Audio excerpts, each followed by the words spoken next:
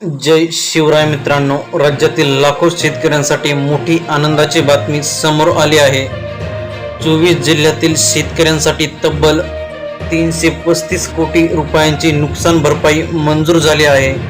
एवढंच नाही तर 5 जिल्ह्यातील शेतकऱ्यांसाठी 217 कोटी रुपयांचा फळपीक विमाही मंजूर करण्यात आला आहे।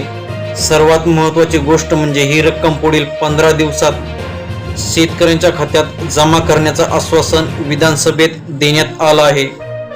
मित्रांनो, सध्या सुरू असलेल्या पावसाळी अधिवेशनात नैसर्गिक आपत्तीमुळे नुकसान झालेल्या शेतकऱ्यांचा प्रश्न जोरदारपणे उपस्थित करण्यात आला।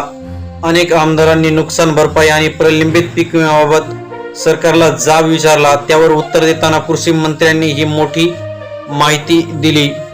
इथे पाहू शकता, या मंजुरीनुसार 24 जिल्ह्यातील शेतकऱ्यांना 22,500 रुपये, येथे पाहू शकता 22,500 रुपये प्रति हेक्टर दराने नुकसान भरपाई ही दिली जाणार आहे। सर्वाधिक निधी कोकण विभागाला मिळाला आहे। ठाणे, पालघर, रायगड, रत्नागिरी आणि सिंधुदुर्ग या 5 जिल्ह्यातील 1,34,000हून अधिक शेतकऱ्यांसाठी 209 कोटी रुपयांची मदत मंजूर झाली आहे।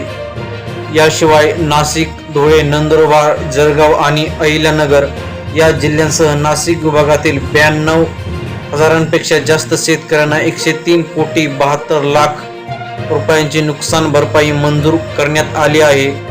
तसेच छत्रपती संभाजीनगर, नागपूर, अमरावती, पुणे आणि इतर विभागातील पात्र शेतकऱ्यांनाही या निधीचा लाभ मिळणार आहे। आणखी एक मोठा निर्णय म्हणजे आंबा आणि काजू उत्पादक शेतकऱ्यांसाठी 217 कोटी रुपयांचा फळपीक विमा मंजूर करण्यात आलेला आहे। यामध्ये रत्नागिरी, सिंधुदुर्ग, रायगड, पालघर आणि ठाणे या 5 जिल्ह्यातील हजारो शेतकऱ्यांच्या खात्यात विम्याची रक्कम थेट जमा होणार आहे। कृषी मंत्र्यांनी सभागृहात स्पष्ट सांगितलं की नुकसान भरपाई आणि फळपीक विम्याची रक्कम अधिवेशन संपण्यापूर्वी म्हणजेच पुढील 15 दिवसाच्या आत शेतकऱ्यांच्या खात्यात जमा करण्याचा प्रयत्न केला जाईल। तर मित्रांनो, मात्र अनेक शेतकरी अजूनही पूर्वी मंजूर झालेली नुकसान भरपाई, पीक विमा आणि इतर अनुदानाच्या प्रतीक्षेत आहेत। त्यामुळे आता प्रत्यक्षात निधी कधी जमा होतो याकडे सर्व शेतकऱ्यांचं लक्ष लागलं आहे।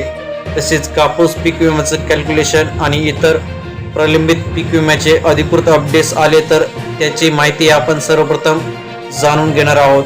तर मित्रांनो, हा व्हिडिओ कसा वाटला? जर आवडला असेल तर लाईक करा आणि आपल्या चॅनलला लगेच सबस्क्राईब करा। जय हिंद, जय महाराष्ट्र।